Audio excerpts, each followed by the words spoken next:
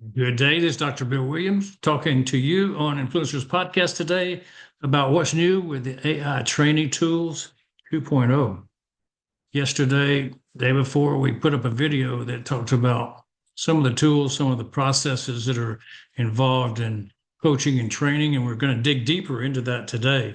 So without further ado, let me bring up the picture that we want to share today, and that's going to be related to finding exactly what is the perfect for any sales process. What is the perfect AI tool that we can put forward and use? Now, what we're going to do today is talk generically about tools. We're not selling any particular tools. We're not referencing any particular company. What we're doing mostly is giving insights into what's available in the general market. And we're hoping as we move forward that we will find out some of these tools may be available in the platform called Victory with Ash, which is an educational platform. And we'll be trained on the specific tools that are in that platform. But as we go forward, we're building our knowledge base. We're looking at what could happen if we had AI enhanced tools to transform revenue enablement this year.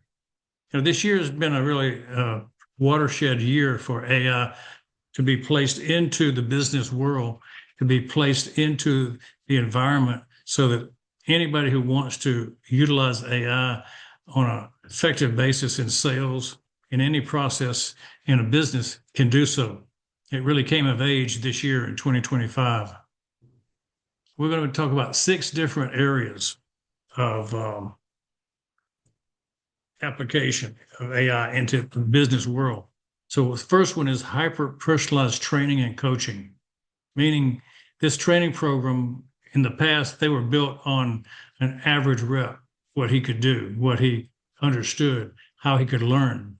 But by this year, AI will not only tailor coaching to each rep's unique needs, learning style, and skills that they have, the gaps, but will also reinforce those lessons through continuous practice and real-time feedback.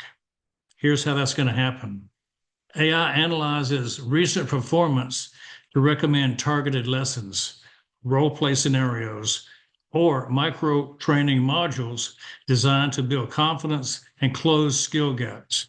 I can easily see how this will fit into the Victory with Ash platform because micro training modules will bring everyone up to speed on any product that's developed in the new company. So that's exactly what people need and want. Then, to feel comfortable, you'll get to role play, which we'll talk a lot more about in the coming slides. Coaching becomes dynamic and iterative. Coaching is not just easy for a coach to deliver a message over and over again. And sometimes they lose their firepower if they have to repeat the same message 20, 30, 40 times to a new hire before they learn it. And so with AI, coaching can be learned with repetitiveness and build on each step and take away the drudgery from the coach, but give confidence to the recruit, the new recruit, because they can learn without being overseen to like overbearingly seen by the coach. If you've ever been coached by somebody when you didn't get it right, it was hard for the coach to be pleasant on the 15th time, right? Well, you know what I'm talking about. But an AI agent bot, for instance, can take care of just being very patient and you learning as you can over that period of time.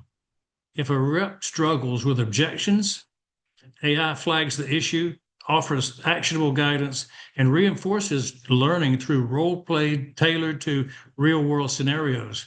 So you can actually set up into your role play some exact scenario that you expect to encounter in the real world. And then when you have heard it for 15, 20 times, the objection, you've got it right there on your mind. You don't have to think about it. And so that's the value of iterative role play. You do it over and over again. building on your confidence each time as you go forward. And lastly, reps gain the opportunity to practice repeatedly in a safe environment, as we mentioned, with AI providing instant personalized feedback to improve performance over time. Nothing better than to do it in private if you're a shy person. To role play in a group is scary sometimes. But if you could do it 10, 20, 30 times one-on-one to a computer, no problem. You just keep practicing until you get it down. Then you go in front of the group, you got it down pat. And that's the way this works. So we're looking forward to seeing how these realistic AI role plays make the material stick in our minds. The more you do it, the more you get it. The more you get it, the better you do, your better results. With AI, reps practice in judgment-free, adaptive environments. They change over time. As you improve, questions improve. They get harder. They get more in-depth. AI learns with you. It knows where you want to go. It takes you there. Context matters. Role plays simulate actual buyer personas, a mean person, a nice person, a person that's very knowledgeable, a person that's not knowledgeable. You can set up your role play to simulate the type of person you're going to be interfacing with. Their objections and the scenarios could all be customized. Instant AI-driven feedback is available. Coaching that scales without draining the manager bandwidth. This is really big. I used to manage a 30-member team dental office. And there's no way that I could teach 5 dentists, 20 dental assistants, 10 hygienists, 20 different front desk people, and still do my dentistry. And so manager bandwidth is a real issue. What can you do as a person? Usually they say you need about 1 manager position for every 5 or 6 employees. But if you can employ the AI-driven feedback, you could probably double that to 10 to 15 employees if everything is set up properly, where people are being coached and the manager oversees the AI as well as the people.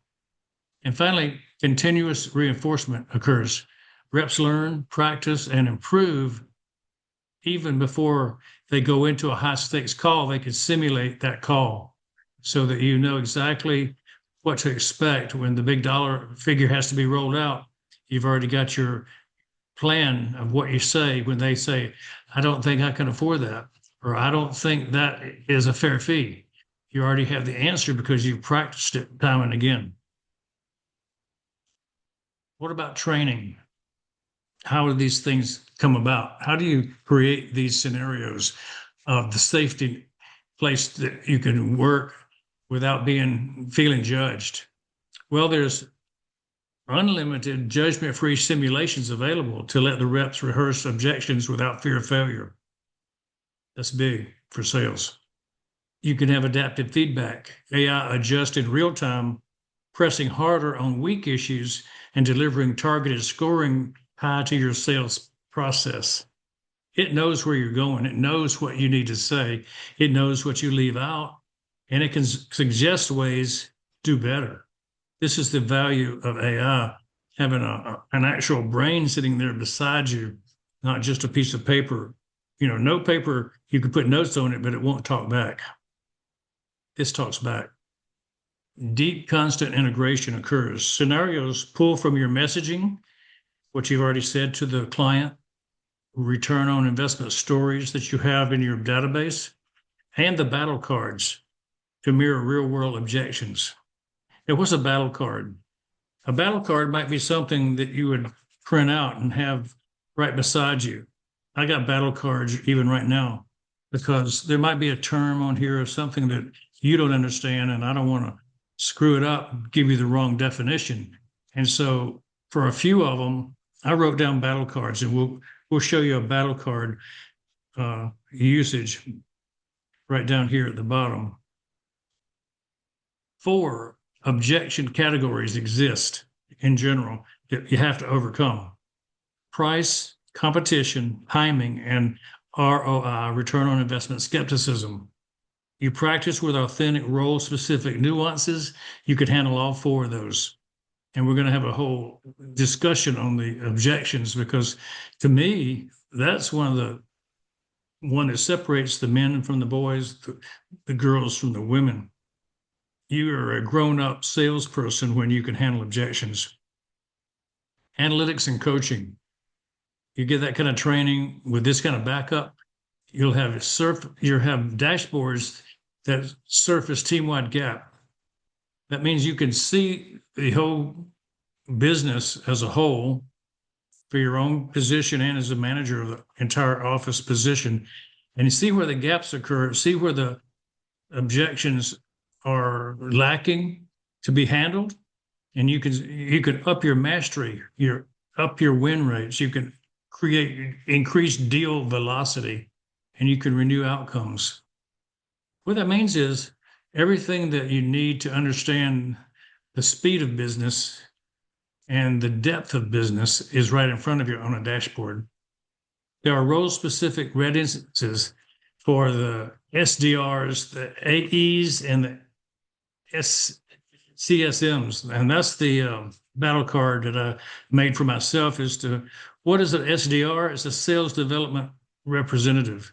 It's the first person who speaks to a client who might qualify them to move up the chain to talk to an AE, an account executive.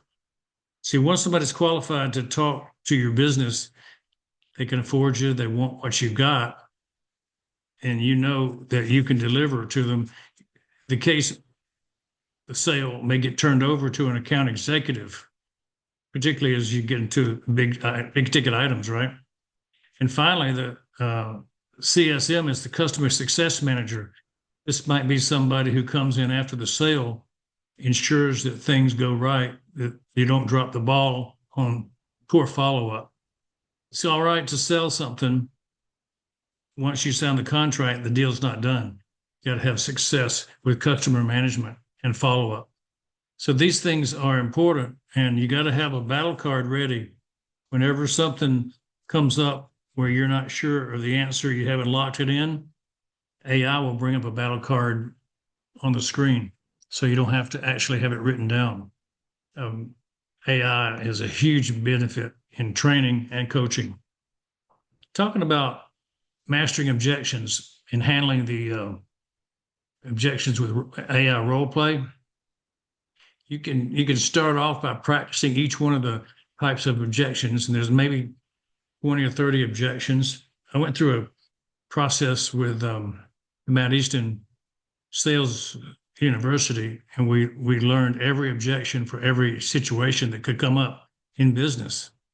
And when you go through a university training like that, you become a certified expert salesperson.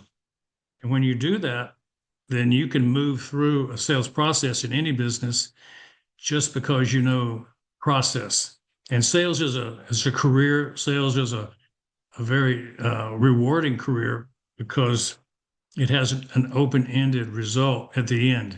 You know, there's no salary for most salespeople that are on commission base. And so when you're on a commission base, you know, you're unlimited income as long as you choose the right vehicle. Let's talk about the objections in more detail. When I was a dentist, I learned back as far back in time as, I'm thinking probably 1986, maybe 84. I learned an acronym called NASTY, Need, Answer, Source, Time, and Expense. So if you want to be successful in your business, you need to have ability to face a patient eye to eye, knee to knee, as I did in the dental operatory. And you always had to find out what their needs were. When you find out what their needs are, then you can start to answer the question, how is that need going to be fixed? Usually it was a procedure, a medical procedure on the teeth, gums, face, jaw. So need, answer. The question usually is who's going to do the work? The patient's sitting in front of you, so you hopefully can convince them that it will be you. So you make a case presentation and you talk with the patient. And once they know that you know what you're talking about and how to do it, and you've explained that to them, you hope that they will make the decision that you'll be the one that they will buy from, that they will be your client, your patient. Next thing comes is time. When is the right time to do it? Many of the people came into my practice and I would tell them, you don't have to do this right now, but you're going to need it at some point. And we would build a 5 or a 10-year plan for each patient.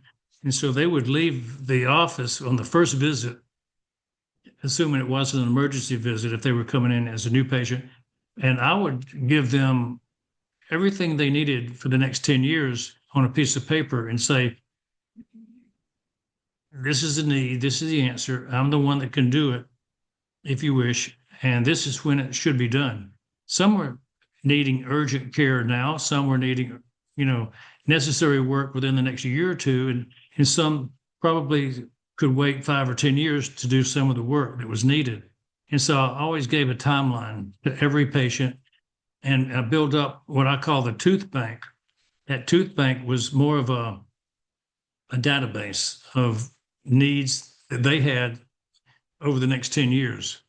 And so we would always look at a new patient coming in as a valuable resource for our practice, and that we kept them in the practice and we nurtured them and had good follow-up and had good customer service, then they would stay around for that 5 or 10 years, that they would probably get most of the work we suggested done over that time period.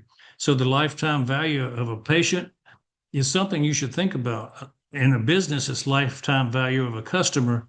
What are they going to do in your office? What are they going to do in your business over the next 10 years? Will they buy one thing? Will they buy 5 things? Will they buy 60 things? Depends on what you're selling and what you're doing.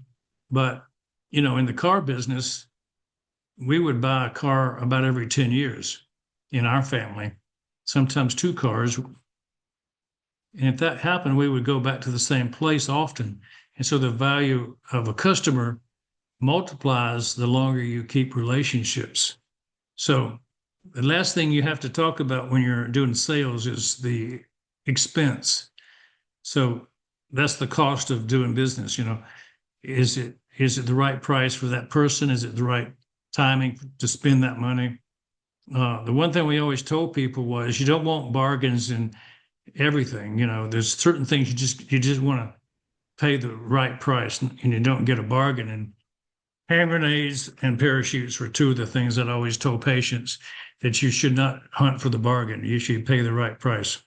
Dentistry's like that. I told people, you don't want something that's going to fall apart. You want something that'll last a lifetime. So with that in mind, in our business, we're talking about probably software sales. We're talking about services to people, client acquisition. We're talking about contract negotiation. A lot of things we talk about in the business, and we'll find out what Ash and Victory with Ash is going to be bringing us as far as the education, how we're going to do it, and then what we're going to be doing, what he'll tell us in the new company. But let's do a deep dive on the 4 core objection categories here for just a minute. And you'll understand it a little bit better as we go along. While every deal is different, most objections fall into these 4 categories: price, competition, timing, and ROI skepticism. The belief that you can actually give people something that they can make money on. If you can't sell something that's valuable to people, they won't buy it. And so AI role play doesn't just simulate these, it enriches with content from our actual sales ecosystem so that the practice feels authentic. If you're practicing the sales pitch, the thing you're going to say to a client or a patient, a person, a customer, if you're saying things to them that seem real, when you repeat it in their live session with a real person, you won't stumble and you won't go looking like you're a dummy. You look pretty smart. You'll look like you've done this before. And that's what everybody wants in the sales process, is to look like an expert. First is price objections. Reps practice reframing cost into value. That's very important. You don't just give cost. You have to say the value. You know, lifetime dentistry is much less expensive than constant repair. And so you'd always couch your work into what is the most value I can give you as a dentist. And I did that with reinforcement from ROI-based messaging or from your enablement library. What are you capable of delivering? What is your product able to do for people? In my mind, a dentist who made a gold crown for somebody was providing the very best service there was back in 1975 when I started practice. A gold crown back then is just as good and viable for most people right now as it was then. So that's 50 years that gold crown would last a person at least. Many things last less than that. You know, most fillings last less than 50 years.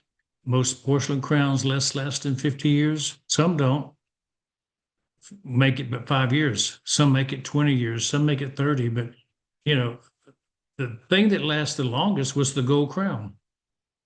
Nothing could break on a gold crown. It was pretty solid, you know, solid gold. But that's pretty price objectionable right now with the price of gold. So we don't do too many of those right now. But I would say that, you know, a full zirconia is a very strong option to the goal. Talk about the second thing, competition objections. Scenarios draw on battle cards so reps articulate differentiation without sounding defensive. Why was I the dentist that people chose? It's because I had scenarios drawn up on battle cards. You know, my battle cards, after many years of practice, were all in my mind. I didn't have to read a card or look at something to say why I felt I was better capable of handling a problem. You know, most of my battle cards I put on the wall, matter of fact. When you talk about marketing, you talk about what's on your walls. And what's on your walls could be your website. What's on your walls could be in your messaging, on your telephone recording when people call and you get a recording. What's on your wall would be your diplomas, your certificates, where you graduated from, what courses you've attended, what levels of fellowship and mastership you've achieved. So those kinds of things are handling the objections about competition. If you can show your potential patients, your potential clients, that you've got a leg up on the competition by more training, more understanding, more excellence in your awards, as like Better Business Bureau or JD Power rating, anything that's important that would set you above others. That's what you want. That's what's important. So I think we jumped ahead a slide. Let me back up one.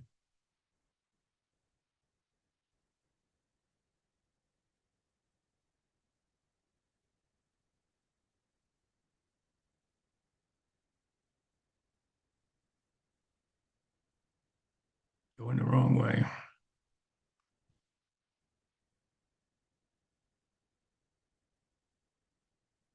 Here we are. We're back to the objections page. So after competition objections, we talk about timing objections.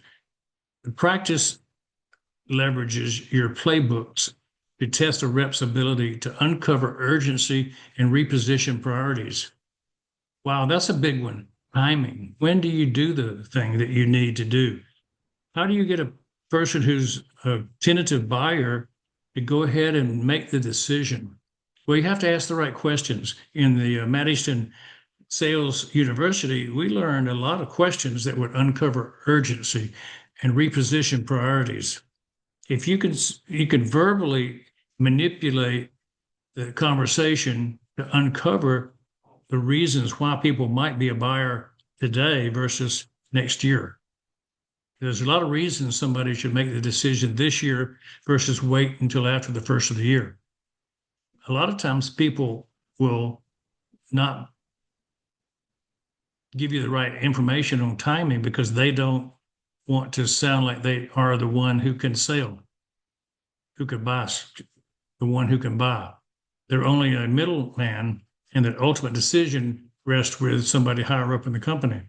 And so you can have questions that will uncover who's a real buyer and who's just a tire kicker. ROI skepticism, renewal focused simulations use outcome stories to help these customer sales managers combine empathy with evidence. So you have to have stories available. If you have a story to push forward and explain a point with a potential client, you'll be 75 and 2/10 more successful than if you don't have a story. Now, what happened to the other 20-something% of people who didn't have a story? They lost the sale. The sale went to the person with a story. So you can always overcome return on investment skepticism, buyer's remorse, eliminate that. But giving people real data, real information based on outcomes that you know about of real people.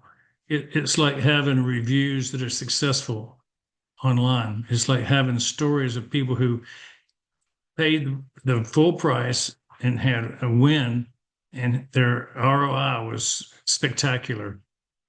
That's all you need. You have to have evidence of success. This deep content integration ensures practice sessions mirror the objections your team faces in the field in front of real customers, not just hypothetical ones. You can set up your whole thing to be right down the line. Whatever's going to show up in front of them, you can set that up in your AI. Number two in our different areas of use of AI will be automating repetitive tasks. This is a good one. Repetitive tasks really burn people out when they have to do it over and over again. So we use automation to help the new hire, to help the manager, and to help the overall team succeed. Reps spend hours every week on tasks like searching for content, logging notes, and prioritizing leads. But this year, with AI developing fully beyond what it was even last year, you'll eliminate these bottlenecks and you'll activate critical insights that empower reps to take the right actions at the right time. Here's how that happens. First, AI delivers the right content at the right moment. Case studies and battle cards or deal-specific insights appear during the calls based on the buyer's industry, persona, or the stage in the sales cycle. Imagine sitting there looking at a computer, you're talking, and right next to you, you've got a box, and all of the secret sauces are appearing for your eyes only. You can have a case study that you can relate to somebody. You can have a battle card, which is your notes, bullet points. You can have insights about specific numbers of a deal. You can never remember those in your head, but they can be right there, pulled up automatically by the AI, knowing what you're talking about. Buyer specific, persona, it really does work well to have that big, huge database knowing what you're talking about right beside you. Your CRM updates automatically, your customer relations management tools, your meeting transcriptions can happen, your action item summaries are made automatically, and they're synced across systems so that everybody in the organization can get a copy, ensuring reps always have a complete real-time view of their deals. It's very good for a manager to be able to look at what all the reps are doing, in other words, to have all this transcription, knows exactly what was said on the calls. Documentation is supreme. That's available right now. We use it every day now. Lead generation is good, but if you don't have the ability to know who's doing what and how they're bringing in the clients and what they're doing with the client once they bring them in, how many times they're connecting to them, this is all going to be available in the meeting transcriptions, in the action item summaries. So every time there's a connection, you know, and your manager knows. Lead prioritization becomes proactive. The AI analyzes engagement patterns, the deal velocity, how quick you go from the beginning to the end of the deal. You understand that? The buyer behavior is flagged. When there's high potential opportunities, you know it, while also recommending the next best action to move the deals forward. Can you imagine having an AI assistant that gives you suggestions to move the deal forward? One of the things we learned in Matt Easton University was, what's the next best step for you? If somebody's hemming and hawing about making a decision, you just ask them, what's the next best step for you? That's a real key statement, one you want to memorize. What's the next best step for you? If they can't make a decision, you can say, here's the next best step for me. And you can turn it around the other way. With AI acting as a deal-specific co-pilot, enablement doesn't stop at automation. It actively drives outcomes by helping reps focus on high-value activities that align with you and directly with revenue goals. So all this automation is nothing but good. It's going to help us a lot. With automation, you can really turn lead generation, lead qualification into something that's done before you ever meet a person. You know, what we're working on right now in some of my other businesses is lead generation done hybrid style with AI, with Autobots, with agents, AI agents, and using software to interact on LinkedIn, on YouTube, on Facebook, on Instagram. All these things interact together, and they give lead generation a whole new factor of success. You know, in old days, maybe 5 or 10% was good. Now 20, 30% is better because you're using lead generation with automation.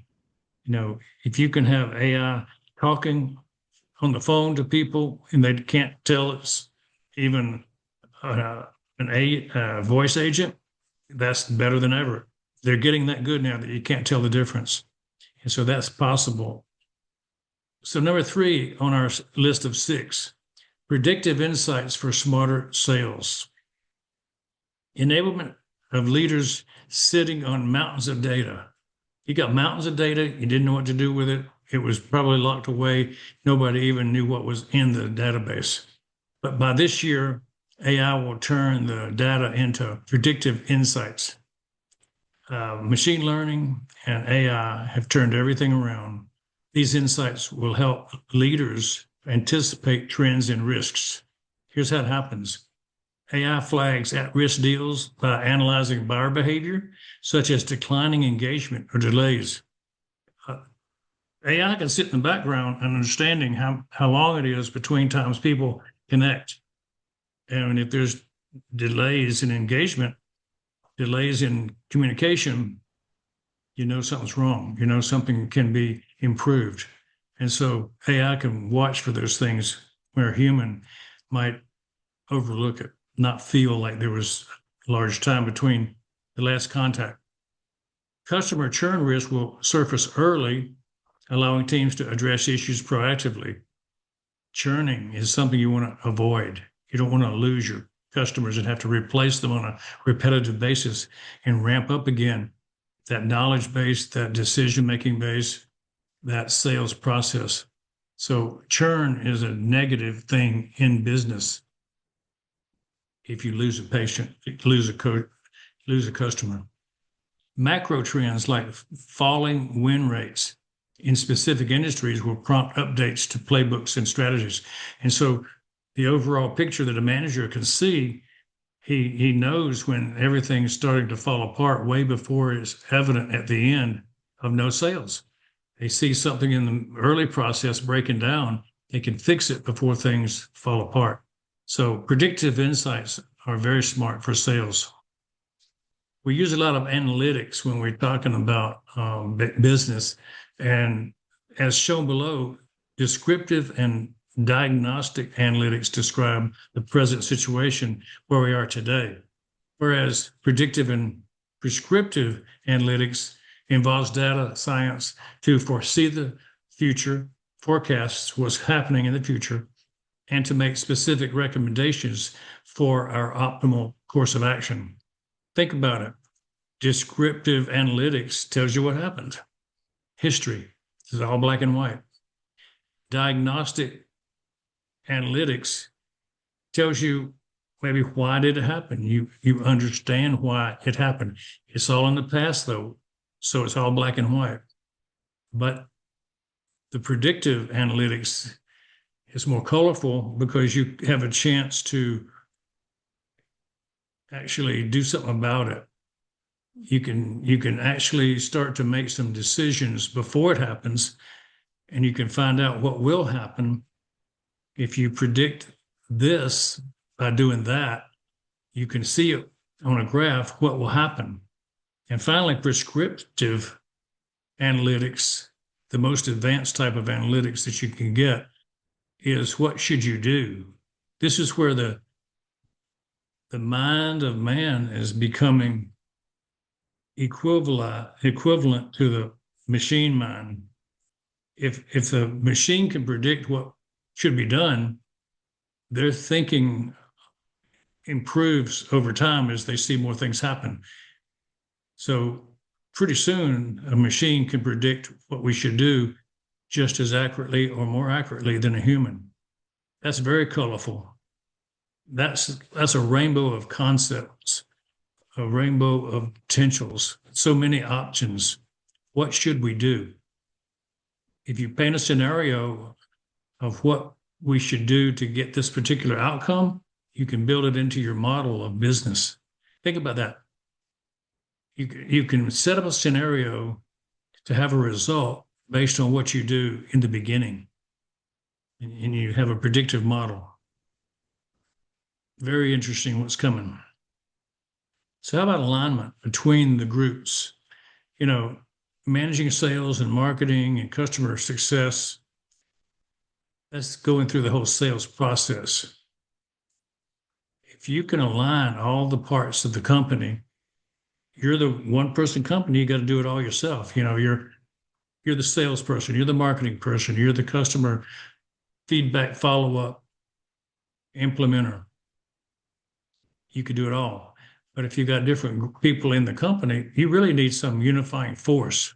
So AI will act as a unifying force for revenue teams. The sales, the marketing, the customer success will stop operating in their separate silos, and instead they will collaborate seamlessly, driven by shared AI insights. Everybody's getting the same message. By analyzing key data points across the buyer journey, AI ensures every team contributes to consistent and impactful outcomes. And here's kind of the summary of how that happens. AI helps marketing teams analyze content performance, predicting which materials resonate most with buyers at different stages. These insights are shared with sales, ensuring that the reps are equipped with the most relevant, high-impact resources. Give them the tools to work and let them go. That's the key. Sales reps leverage AI to analyze buyer engagement data, aligning their outreach strategies with real-time buyer behaviors and preferences for maximum effectiveness. So you've got your strategy to reach out, and then you see how they behave when you actually interact. And you could have real-time engagement behavior, analysis going on while you're doing your work of trying to be the salesman. This is valuable, very invaluable. And finally, after the sale is completed, the customer success team uses AI to analyze account health, post-sale engagement patterns, identifying upsell or cross-sell opportunities. Once there's a sale made and you keep the customer happy, patient happy, there's always going to be a chance to upsell to another product, another service, cross-sell. Maybe something that they need that's made by another company that you can make a profit on as a referral. So that a lot of things happen that can be beneficial when everybody knows everything about the customer. This enables a smooth transition from pre-sale to post-sale efforts, ensuring continued growth and retention. Got to keep the customer happy. Predictive data analytics uses artificial intelligence and big data to help you make better data-driven decisions toward increasing revenue, improving operational efficiencies, and reducing fraud. It also reduces the risk of human bias or error because your decisions are driven by data, not by instinct. I got a gut feeling this might work. It doesn't fly in sales. You really need data. You need the ROI stories. You need the facts on the table. You need the graphs like this to study and go by. When you have predictive analysis, you can change a parameter in your equation, and you can get a graph simulation that shows where you've been and where you're going if you keep doing the same thing, or if you improve in one area, you can see how that graph will move up or down. So historical and forecasted sales of products is part of predictive analysis. And that's something managers use a lot. Even salespeople should be aware of it because you can tell what you need to improve on in the early part of the sales process to increase your results at the end of the sale. Number 5 in our group of 6 things that AI can do for us in business, one is real-time buyer engagement. So AI stays with us. It's there before, during, and after the sale. Today's buyers expect tailored interactions at every touch point. This year, in 2025, AI won't just enable reps to deliver seamless experiences. It will actively activate insights before, during, and after conversations to enhance the performance and drive better results. So how did they activate insights? Think about that. AI dynamically recommends content during calls. Oh, I didn't remember that, but the AI did. So you can actually bring it up to a client because AI is talking to you over on the side, such as competitive insights. Maybe you've got a John Deere tractor you're trying to sell, and a Kubota tractor has default defects, and you can point out those defects that they have that John Deere doesn't because competitive insights showed up on your case study. Or you can have tailored proposals. So you can have a specific proposal for that particular client, and it'll show up where you can have a certain parameter that you can give a price break, or you can give a deal point to that client based on that particular company and what you know about them. These recommendations are activated in real time based on the context of the conversation, ensuring every interaction is relevant and impactful. Boy, if you had that and knew the details of every business that you went into, every selling session that you went into, wouldn't that be amazing? That's what we have when we have AI that's properly set up. Virtual assistants manage early stage buyer questions and automate meeting summaries, freeing reps to focus on building relationships and closing deals. A virtual assistant could be that actual computer agent that sits in your computer. It could be something that is done by somebody else in the company as a lead generation system, a appointment setting system, a qualifying system. Everything that's done using AI with a virtual assistant agent could be part of that whole equation. Now, after the call, AI-powered call scoring analyzes the conversation to evaluate rep performance. Metrics like objection handling, engagement levels, and next step clarity are scored to identify coaching opportunities for managers. Think how wonderful it would be if you could listen to every single agent, make every single call as a manager, and critique each one of them.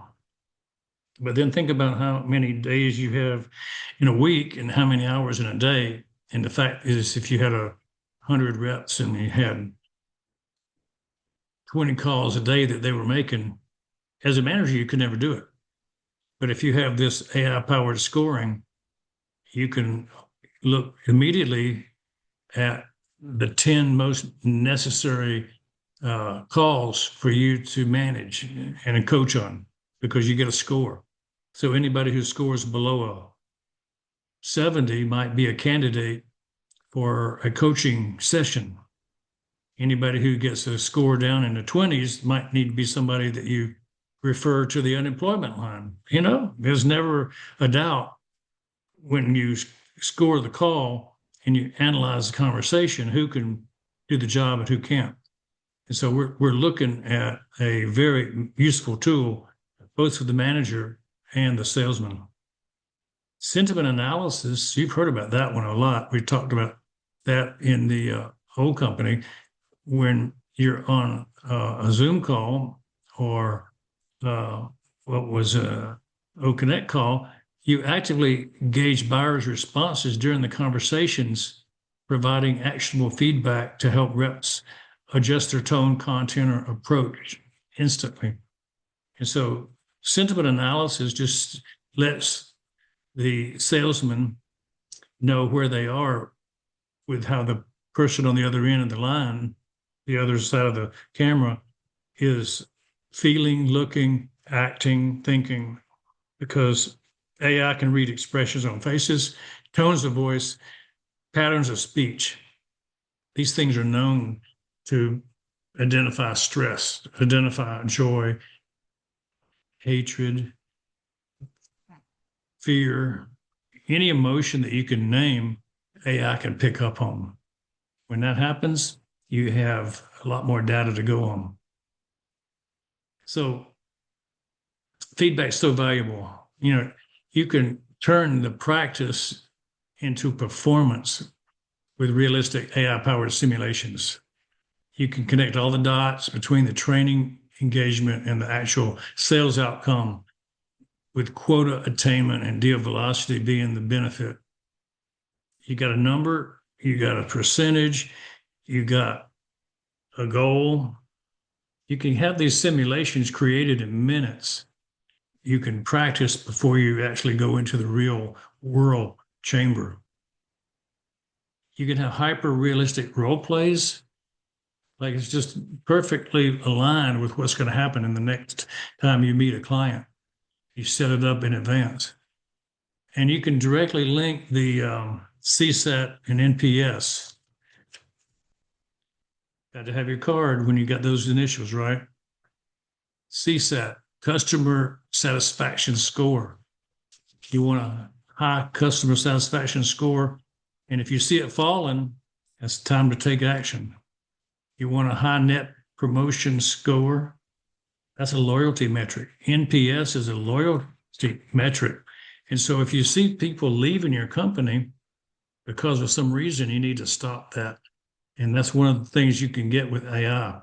You can link the problems that show up in a company to things happening early, certain actions that clients and patients take. That sentiment analysis, you can know where you got to put your emphasis. You can know the rating people are giving your company. You can know how they're feeling, whether it's positive or negative or neutral. You can know whether they're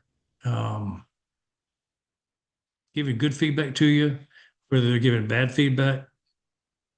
And areas where you can improve will show up, whether it's your communication skills, your organizational skills, your resources, your equipment needs.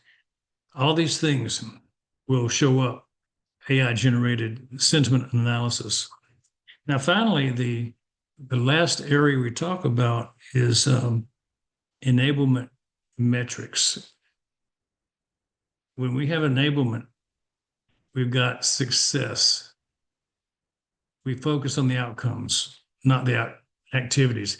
When we always talk about being effective, not just efficient. If you're not effective, it doesn't matter how efficient you are. So being busy is not the goal. Activity is not the goal.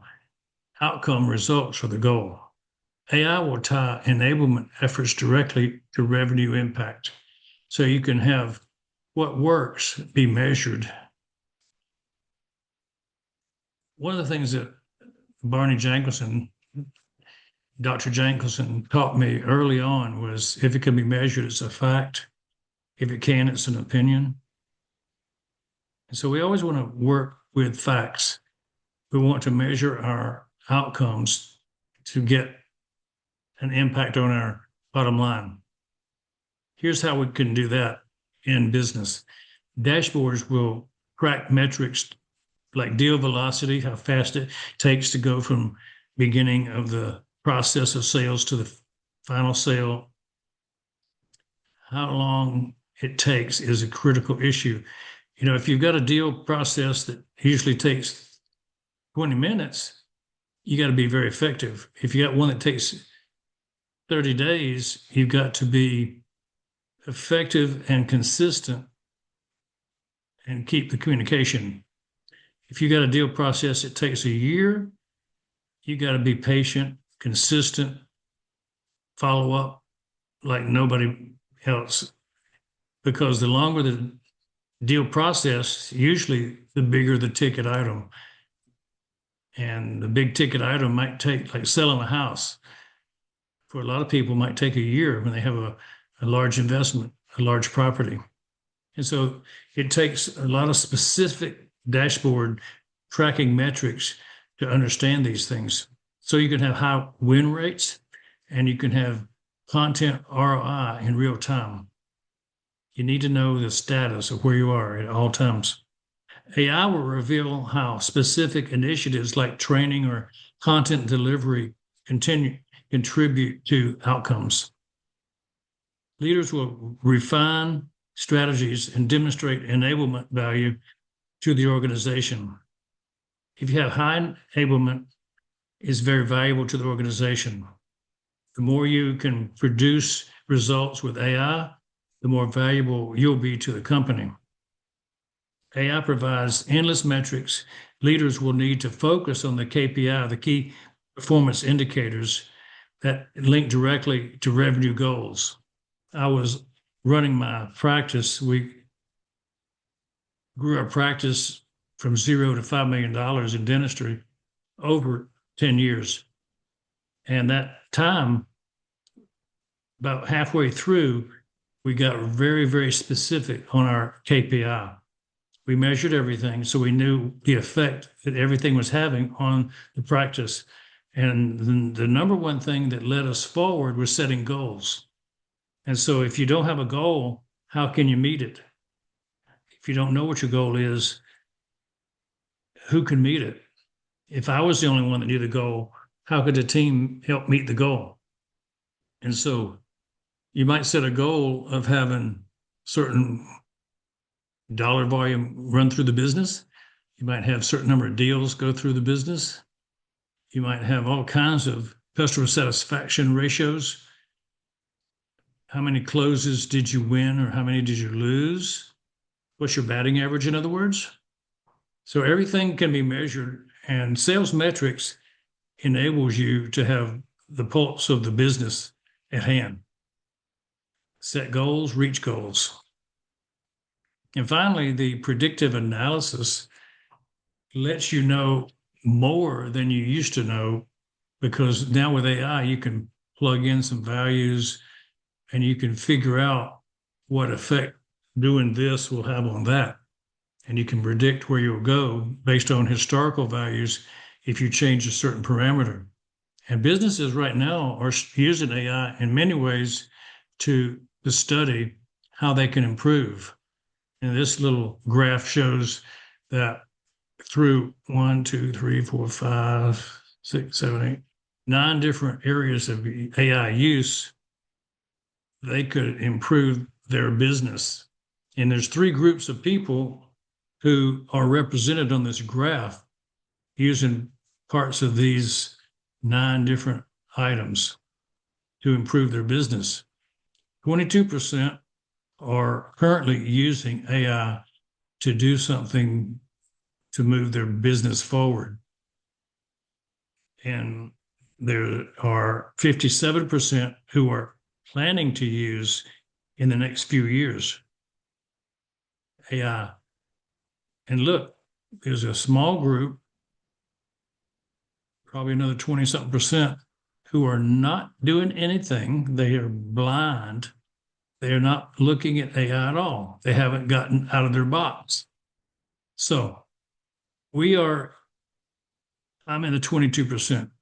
We are in the 22%. You should be in the 22%.